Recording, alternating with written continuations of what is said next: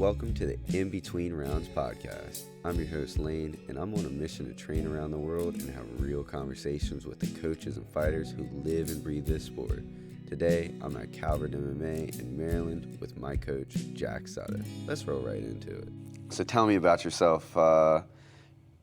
Let's see. What belt rank are you? A purple belt out of Calvert MMA. Purple belt out of Calvert MMA. How many years have you been training, Jack? 5 years. 5 years. How'd you get there so quick? You know, I think right place, right time. If you just really want something bad enough, you just keep showing up and you'll get that thing. I'm a full believer in that. Okay. And then who did you learn under mostly? So I started training under Seth Carone, Sean, Jim Thrift, bunch of guys. It's funny as I've always said Seth Karen. Seth Karen. It's Carone? Yeah, Carone. Wow. I've always said in my head, like, Seth Karen. Yeah. Okay. And then, so when did you start being an actual coach? What made you want to do that? So I just didn't want a regular job. I was obsessed with jiu-jitsu, and then pretty early on I figured out, all right, if you can coach for a living, you can make money. Competing, not so much. So that was where I was just like, all right, let's get good at this. Started teaching kids class for free for like a year, just volunteering and shit like that. Like I said, right place, right time. Just kind of ended up where Seth left, and we needed another guy to fill in here. And I guessed I was the only one willing to accept that role. Okay. All right. And as I know, you're a big competitor. So what drives you back to keep competing? What's the deal with that? What advice can you give? Because jiu-jitsu is just constant improvement, right? Nobody's perfect. Even the best guys in the world have things to get better on. Everybody has mistakes to fix. So competing, in my opinion, is the ultimate test of that. Like, the wins and losses, it's like, they don't really mean shit at the end of the day once you leave that tournament. Like, no one else thinks about it except for you. So once you kind of come to terms with that and you're like, all right, like, this doesn't change anything if I go and lose at a tournament, then you just get more comfortable with, like, accepting, like, what it really is. And it's just, like, two guys trying to show how good your jiu-jitsu is, pretty much. And okay. Whoever's better is just going to get their hand raised. All right. So at the end of the day, it just doesn't really matter. Yeah, it's just fun. Like, the more you think of it, like this, even the biggest tournaments ever, like I just did IBJJF Pans, and guys take that shit so seriously, where I think that really hinders a lot of people. I mean, there's no champion that's ever, like, not believing in himself, like, fully. Like, you kind of have to walk into a tournament with the idea of, like, all right, like, I'm going to run through these guys. I'm the best. I'm good as fuck. Like, they're going to see how good I am today. So you kind of have to have that sense, I guess. But at the end of the day, it's just two guys doing jiu-jitsu. So, like, it's really not that serious. Just touching all over each other. Yeah, it's like, it's fucking weird. There's no cool jiu-jitsu pictures ever. It's never existed. Maybe like one. Dude, it's either before the match or after the match. That's before it goes to the ground. If you see a still photo of any jiu-jitsu, you'd be like, oh, it's just two guys loving on each other. It's kind of cute. Judo looks cool, though. Judo looks sick. Judo's different. Judo's way different. Judo is like fucking porn, pretty much. You see someone's feet fly up in the air. You get good pictures, slow-mos. Yeah. You can get a sweet slow-mo of judo. I love watching that stuff. I get what you're saying, because as you're on the ground, like, there's really not much that's going to happen fast besides, like, a guard pass. And even then, it's going to look kind of goofy. Mm-hmm. Because it's just you're on top of another guy. Yeah. Could you imagine getting a photo of Jesse's game? Yeah, exactly. It looks like doggy style. Like, yeah. It's just like, right, oh, no. Yeah, have fun. He's got your legs, like, spread. Dude, I have had so many pictures taken of me competing, and I've only posted like 5% of them, because I'm just like, anyone who doesn't train is going to look at this shit and be like, what the fuck is he doing? Probably 3 out of the 5 were you just getting your hand raised, too. Yeah, those are the only ones where it's, exactly, the ones where there's no man-on-man contact. Those are the cool pictures. As soon as you start touching them, it ruins it. So, how did you first actually discover BJJ? So I was just a big fan of UFC, and I had a bunch of friends that were, like, also really into UFC. and we did a bunch of like backyard fighting in like high school, and like I had a lot of fun doing that shit. So I was like, all right, let me try it. And then obviously you come in here and you just get your ass beat and you realize you know absolutely nothing. Okay. So that's kind of how I got started, and as soon as I did start, it's just like you're addicted right away. Just going for it. And then me and you are kind of smaller guys. Like in our gym, I'm probably one of the smallest, like in weight class and all that. And I know for me, it's been like a big struggle for like just committing and like always getting smashed because of my size. But in those like really early days, like now I can kind of, I'm doing better depending on who I'm going against. But for you, what kept you going in those early days of just like getting smashed over and over and over again? Because it sounds crazy to say, but like I knew there was nothing else I wanted to do.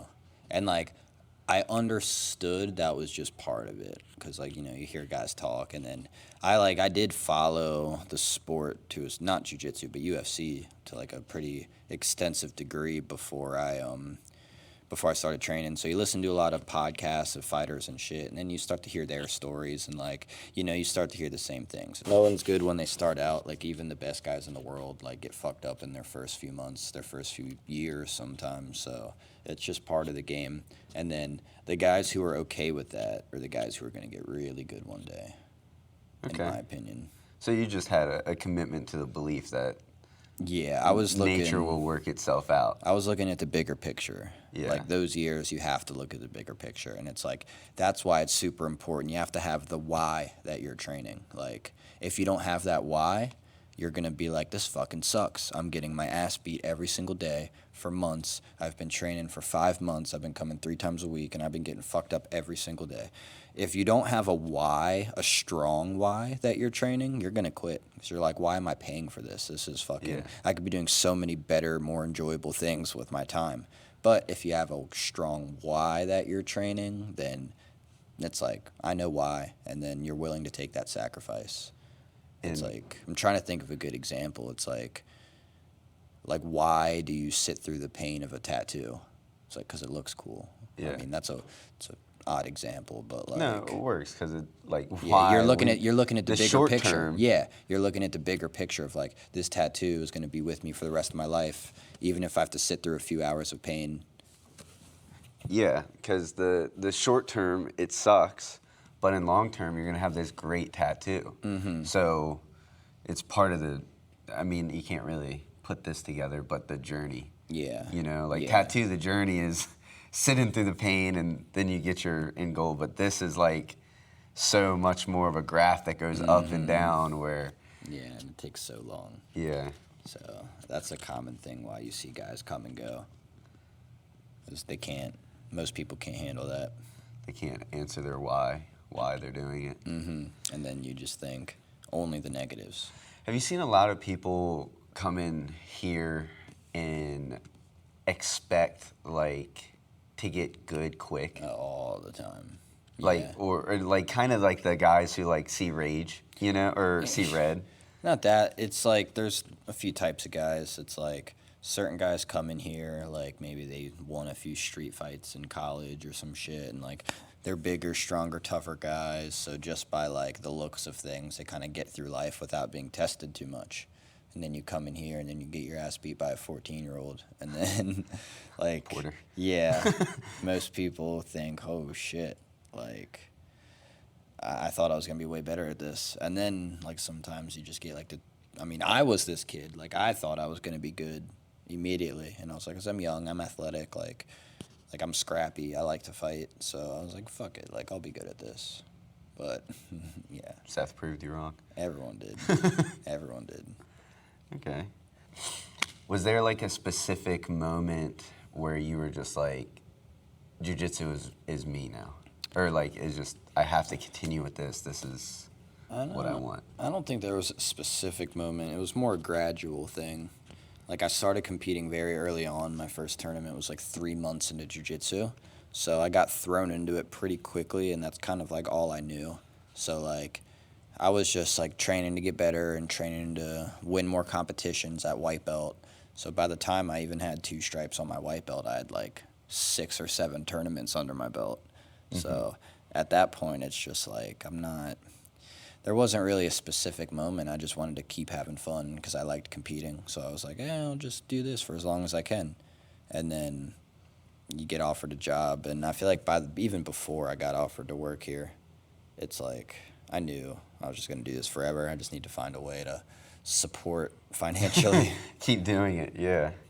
So what makes BJJ in this case, it's like country/region, so Maryland, unique? Is there anything I think that you know of? makes it unique. These are more like deeper questions. These are the ones I want to get to. The Maryland Jiu-Jitsu competition community is very tight-knit in the sense of like everyone, like you see the same people every single tournament you go to. So everyone knows each other, everyone's friends with each other. Like there's not a gym in the area that couldn't tell you every other gym within a 30-mile radius. So, and for the most part, like I've never heard of like any like negative beef. Like no one doesn't like each other. I mean, if they do, at least I'm unaware of it. But everyone's friends with each other for the most part, at least like in the competition scene. Yeah. How has training culture here shaped your approach? How's it what? How has training culture, Culture. like the way we train, shaped your approach to jiu-jitsu? I feel like I'm very chill, like in every role I have. Very rarely do I like turn it up where I'm like letting the dog out, as the kids like to say. And I was talking about that. Well, not talking. I was reflecting about that recently when I compete, where I compete very chill, and very rarely do I have super intense rounds. Even if someone comes out intense, like I try and slow it down. Like I'm pretty unbothered by that. So I think the training culture here really shaped me in that way because it's like everyone's having fun. Every single open mat. It's like you can't go fucking 5 minutes of rolling without like hearing a laugh at some other point from somewhere on the mat. Like everyone's hanging out, everyone's laughing, telling jokes, everyone's training, getting better. So it's like a very good balance of like a good social culture and training culture. Okay, that's a solid answer. All right, if you could only teach one concept forever, which one would it be and why? To create a dilemma. Okay, That would be the concept. So you should never do anything in jiu-jitsu where you're selling out. So in the case of like, let's say I'm going for an arm bar from guard and I'm fully selling out where I'm going for this arm bar and that's the only thing I'm going for and I don't care if they know I'm going for it. I'm going to try it. I'm going to try as hard as I can to finish it. Or I can threaten the arm bar and threaten the sweep at the same time. And then whichever one they're defending harder, I'll go the opposite. In my experience, that's where I find the most of my submissions is because I try and make you scared about a leg entry, then I attack the upper body. Or vice versa. I make you worried about the upper body attacks, and then I do a leg entry or a sweep or anything like that. And I feel like the more you can make your jiu-jitsu just a series of dilemmas, and the more you can understand how to create dilemmas, like how can I threaten two moves simultaneously? And then now you have a choice. You have two roads to go down, and both of them are wrong. And there's certain things in jiu-jitsu that really like make that apparent, like the like part of that Kimura trap series, right? Yeah. It's like if you're in that kind of side triangle, they can lock their hands to defend the Kimura, and then you get the triangle. Or they unlock their hands to defend the triangle, and then you get the Kimura. It's like the more you can do that, I think. You attack their neck with the scissor choke. Yeah, the easier it gets to be to go for your attacks. Like if we're rolling and I go for an arm drag and it doesn't work, and I go for another arm drag and another arm drag and another arm drag, like you know what to defend. It's like I'm gonna have to try really fucking hard or just be fucking perfect at arm drags if I just keep spamming it and spamming it and spamming it, because you see it coming. Yeah. But if like I'm threatening a snap down and an arm drag, then snap down again, then an arm drag again. It's like there's that dilemma of like which one are you going to defend harder? And as soon as you bite one way, I go the other. Okay. All right. Yeah, so yeah, concept of dilemmas. It's a good concept. I like it.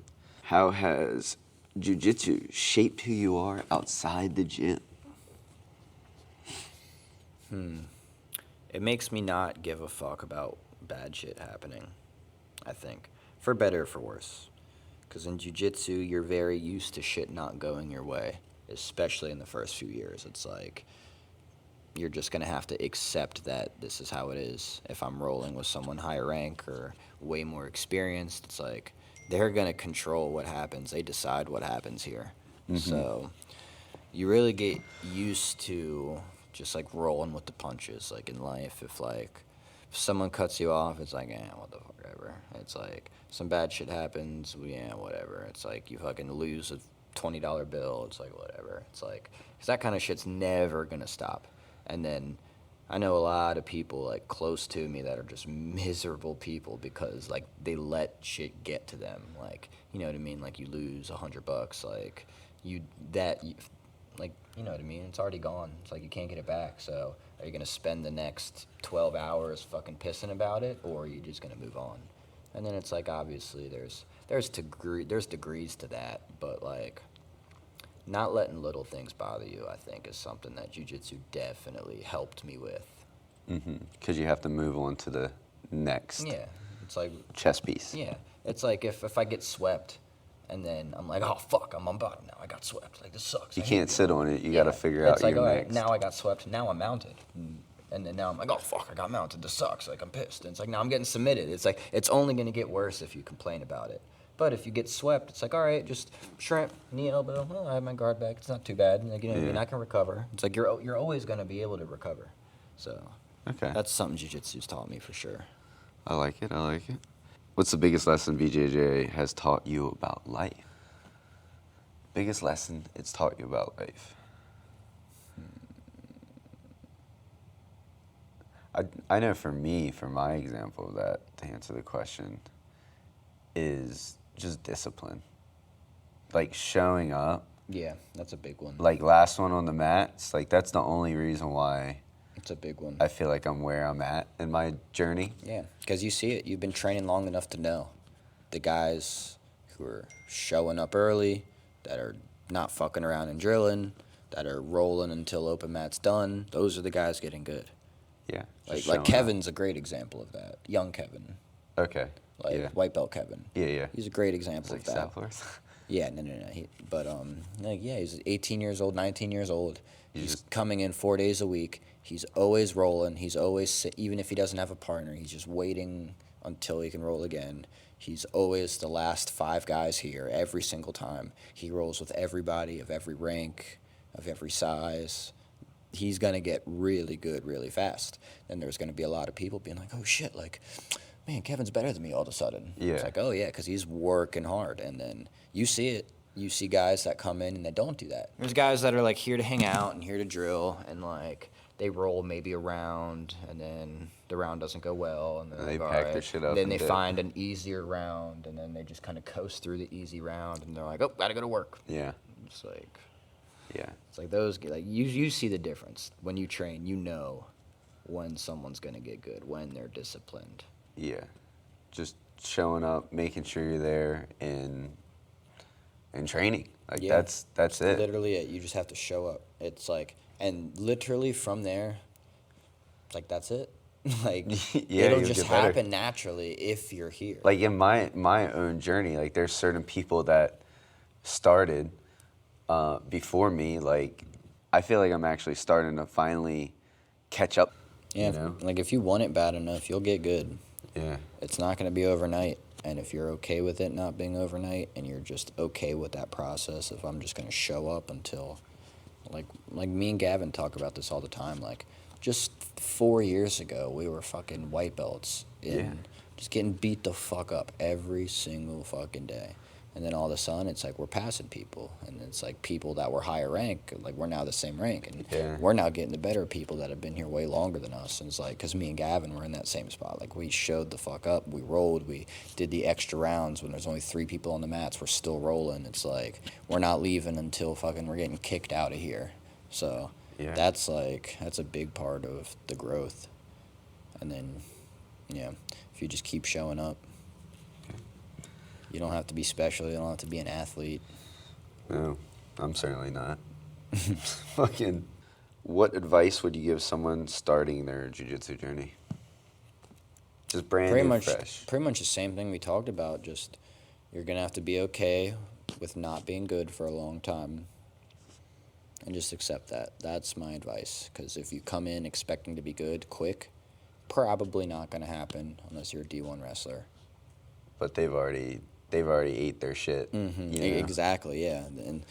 And if you are a D1 wrestler, or even if you only wrestled in high school, it's like you're familiar with that grind process. You're familiar with, all right, this is the first day I've ever wrestled compared to being 4 years in. It's like any martial arts will teach you that. Even like karate and taekwondo guys, it's like, although people kind of shit on like them as like a fighting style, but it teaches you. Like, those are the guys who, like Joey. Like, Joey was a black belt in Taekwondo, and then he came in. Yeah. He got his black belt at, like, 16 or some shit like that. Like, he grew up doing Taekwondo. He can kick like a motherfucker. But when he came in here, like, we started training around the same time, and, like, he was just so familiar with that grind process, and he was always comparing it to Taekwondo. It was like, yep, it's just the reps over and over and over and over and over and over, and then one day you'll be good at it. And if you've done a martial art before... Even not a more, like, you can compare it to fucking anything, dude. I have friends that play competitive Smash Bros. And, like, there's, like, it's so funny because they talk about, like, getting in the lab and grinding. And it's just them playing Smash Bros. For fucking 3 hours. And it's so interesting to me, but you can, like, I see the correlation. It's like, that's just their thing. Yeah, that's what they want to get good at. If you just do it enough, you will get good at it. And I think that's what it teaches you. So that'd be my advice to someone. Just keep showing up. Be okay with not being good. Okay.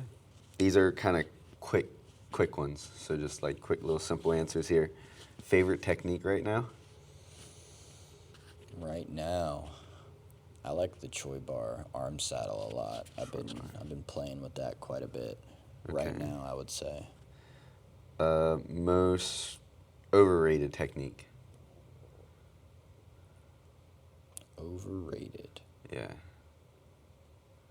And then we're going to do underrated.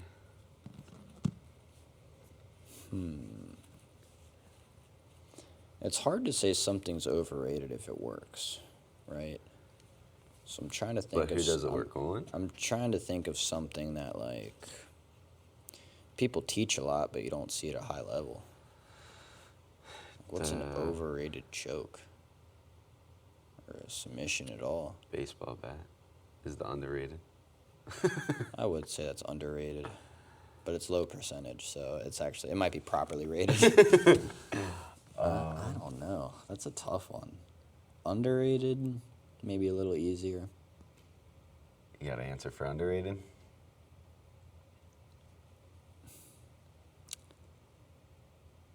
And again, like, I don't know. That's actually it's a tough one. Yeah, that's a tough one because it's like that's really subjective. Yeah, jiu-jitsu is like underrated to who? Yeah. Like, I don't know. There's so many. Like, I would say Americanas are overrated or underrated? Are overrated. But then there's a bunch of fucking heavyweights that do nothing but Americanas, and you could get good at doing nothing but Americanas. Like, underrated. I don't know. Too many styles. I think punch chokes are underrated. Punch chokes are underrated. Okay. Specifically, like a diamond guard punch choke. That's what I was thinking. Yeah, those are underrated. From a triangle almost. You should be seeing that a lot more. That really can fucking put someone to sleep. Okay. Hot take. It might get you in trouble in the jiu-jitsu community. Hot take. I think if you have a coach that is under 40 and he doesn't compete, you should find a new gym, probably. Ah, okay. Like regularly? Like how much would he have to compete? Not often, not like me, but like 3-4 times a year? yeah, a few, maybe twice a year. Twice a year? Yeah, that's for most people that's realistic. If you have kids and a family and a job, and if you are a full-time coach, Yeah. you don't really like you don't have as much time to compete because you're worried about your students. But like obviously there's limits, right? Because there's guys in their 50s and 60s coaching. It's like obviously their days of competition are past due. Okay. If you've never competed, that's a big red flag, I think. Big red flag. I don't think that's much of a hot take, though. Yeah, I guess that's true. All right. So we'll just say if you're under 40 and you're not. Yeah, and just compete. Don't be Crippled. scared. If you're scared to compete, you're a pussy. Is that a hot take? No. I don't think it's a hot take. I feel like most people would agree. Yeah. Well, I don't know. But it depends I on. think most people are scared to compete. I mean, I'm scared to compete, but it's just about discipline and showing up just to Yeah. do it. That's all it is. I feel like the fear comes from the unknown. Definitely. You just don't know what's going to happen. Like, I was telling Porter last night, we were sitting there talking, and it was kind of like my anxiety is trying to figure out the solutions to not get destroyed. Mm-hmm. But jiu-jitsu, there is nothing you can do. You can prep and prepare, but once you're on the mat, like, it's all about what you've been doing before. Mm-hmm. So it's like, no matter how much my fear or anxiety like tells me, like, we need to think about this and find the solution to fix the problem, like, there's nothing I can think or do that will change the outcome of my matches coming up besides what I do on the mat. Yep, exactly. Only action will determine how it goes for me. Yeah. No amount of mental preparation, well, no amount of mental thinking will. Yeah. And it helps, like I said. Like, there's no one that has ever won a jiu-jitsu bracket. There is no one that has ever gotten a gold medal that hasn't walked in there thinking, I'm going to get this gold medal. I promise it hasn't happened. Even, like, I don't know. Like, at least not to a good degree. Like, everyone who's winning is walking in there with, like a blinding, almost delusional belief of yourself. Just going You in. have to be almost delusional to compete.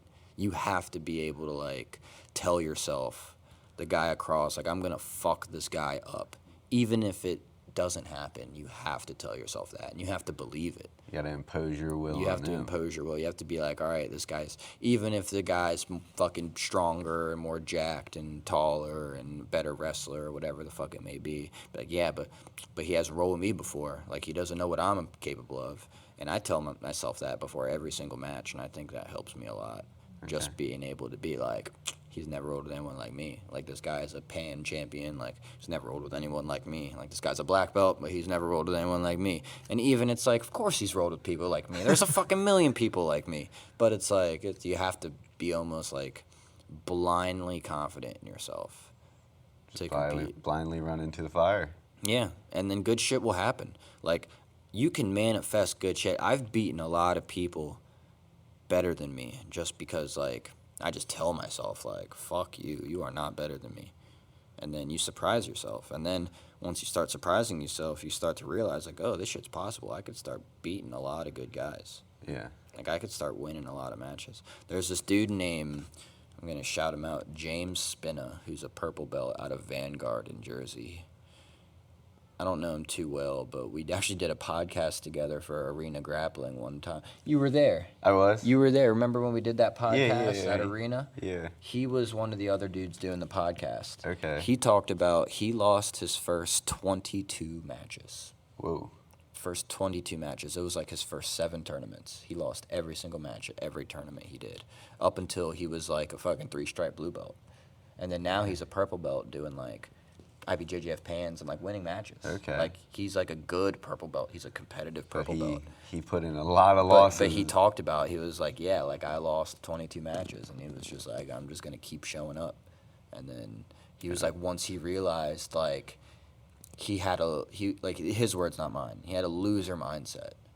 You know what I mean? If you are walking in there like, oh, time to lose a 23rd match in a row, it's probably going to happen. But if you walk in there like, nope, today's the fucking day. Like, I'm not losing anymore. It's like, you'd be really surprised. Your mind is the biggest weapon. And I kind of try to tell that to the kids without being too preachy. But it's like, I have a lot of kids who compete, and then they're like, oh, like, this kid beat me before. Like, I don't want to do this bracket. Like, and I'm like, yeah, who cares? Like, you'll go against him again. You'll probably go against him again after today. And then the only thing you could do is just win. And then once you do win, you realize it's possible. And then, like, I've seen it. I've seen that happen. Yeah, just because he beat you once doesn't mean he'll beat you again. Yeah. Porter had that moment when he was 12, and then that's why he's so good. Yeah. I watched Porter have that moment where he's like, oh, I can be good at this. Like, he was like, it was like a second tournament ever. He armbarred a kid like 3 years older and way taller at 12. And then that was it was like he went against like a 15-year-old, and then he armbarred the shit out of him like quick. And then, like, I could probably dig that video up on Facebook, but you can just see that, like, look in Porter's eyes if he's like, oh, like, I can do this. Like, I'm a competitor. And once you tell yourself that, like, I am a competitor, and then now it's like, all right, this is just what the fuck I do. Like, but it's a shift. It's like you have to get to that shift. It's not just going to happen. Yeah. You have to either, I mean, everyone probably has their own way of getting that out. Mm-hmm. Some people like Mr. Spina, what was his name? Yeah, James Spina. James Spina. Probably, took a lot of matches for him to be like, all right, fuck it, it doesn't matter. Exactly. I'm about to impose my will. Or Porter just had a quick moment where he's like, oh my God. Yeah, and then got hooked. Yeah, and then you lose, like, yeah, exactly. Like, he lose 22 matches in a row, and it's like, at that point, like, you don't care about losing. You're like, yeah, it's I got nothing else to lose. Yeah, it's like, then you just truly start going for it, and then it's just like, and it's all a mindset thing. It's like, it doesn't matter how good you are. If you, and then, like, look, Alec is a great example. He doesn't fucking train, but Alec has that belief in himself that he can get it done, and he'll fight for it until he throws up, but sometimes he gets it done. Not all the times, like, he's not undefeated, obviously, but, like, he has submission wins because he truly believes that he can win. Got something locked up, and he can just it. Exactly, and that's all you need is that belief in yourself. Alec's a great example of that. You don't have to be good at jiu-jitsu to be good at competing. You just need one or two moves and a fucking blind belief that you can tap out somebody with this. Yeah. And Alec is the example that I use to a lot of people when I, like, make this, like, you can be good at jiu-jitsu and not be good at competing. Or you can be good at competing and not be good at jiu-jitsu. Like, they don't always correlate. Yeah. There's some people that are great at both. So where do you think you fall in line with teaching and being good at jiu-jitsu and then being a good competitor? Because you do a lot of competing. We didn't really set it up in the beginning. We didn't set up also that this is my home gym, but whatever. So where do you fall in line? Because, I mean, you compete almost every weekend, and then you're teaching 5 days a week for kids and adults? Mm-hmm. I'm definitely more of a competitor. If this was 2K and everyone had their stats, like, competition is my strong point. You had the 3 bars, competition, I feel like competing, teaching, and I don't know what the third one is, but the bar goes up and down. Yeah, like for example, there's this guy, again, fucking name dropping, Jacob Campbell, who's a Penn State wrestler out of New Asgard in Jersey. He's a fucking great dude from a great gym. We had a match at Arena. It went 15 minutes. Neither one of us submitted each other. We went to a draw. And then I was like, all right, like, we're pretty evenly matched. We have way different styles. He's a much, much, much, much, much better wrestler than me. But, like, as far as jiu-jitsu, I was like, it'd be tough for either one of us to sub each other. So, long story short, I travel up there to cross-train. This was actually the day after I got my purple belt. I got my purple belt on a Saturday. I went up there on a Sunday. And I trained at his gym with his team. And this dude fucking subbed me like 3 times in a round. And I was like, holy shit. I was like, either he's gotten better in the 3 months since I've competed against him, or it's just like, I don't know. It doesn't always correlate. Like, he was so much better than me in the training room, but on the competition mat, like, I could hold my own with him, and he can't even get close to subbing me. And so it's very interesting how that works. It was either a test of his competition or a test, like it was either, there's a yeah. balance. Yeah, yeah. Your competition might be higher, like skill level, and then his might be lower, so that's why you got equal. But when it's on the mat, like here, Yeah. his might be a little higher, but when he goes to step on a competition mat, it drops down. Yeah, and that just comes with experience, right? Like he hasn't done. I mean, he was like fucking. I think they said his wrestling record was like 105-3 or some shit like that. Okay, I was like, fuck. So he definitely competes or wrestles. So that leads us more to like the final end of our questions, and we're just gonna do 2 of these. There's one I really want to do because I think it'll be cool, and it'll set up for when I'm actually in Peru. Like I will use this. The idea is, and you're gonna be setting it off here, so you won't have a counter. But when I go to Peru, I'm gonna show them your video and say, here is a technique. How would you counter this? So what you need to do is just set a technique. Are we in a Kimura trap? Are we in a half guard mount? Are you going for Americana? Be creative, do whatever you want. Whenever I get to interview someone else, they're going to respond to your move. And then when I'm hoping to go to multiple gyms and hopefully they say yes, they're going to respond to the last person's move. Yeah, it's pretty cool. Yeah, for sure. So do I just put you in a move, or you can put me in a move, or you can explain it, whatever is easiest. Yeah, let's just do Choi bar. A Choi bar? Stay on the topic. Yeah, sure. Okay. So I'm here in my side guard. You go to frame with a cross face. I go here. Try and be careful with your head. Pummel. Grab. Tap, tap. All right. So Choi bar from like a arm saddle. Arm saddle. Let's see. Okay. So someone's gonna have to counter that. That's a good idea. That's interesting. All right. So we'll do one other one. The student who inspired me. So a student that inspired you and grew you as a person. Student here? Yeah. I mean, where else do you teach?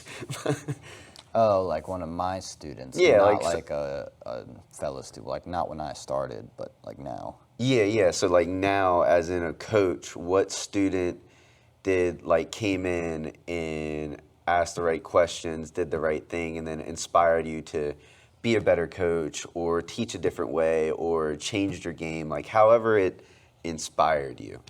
Was it an action? Was it a moment?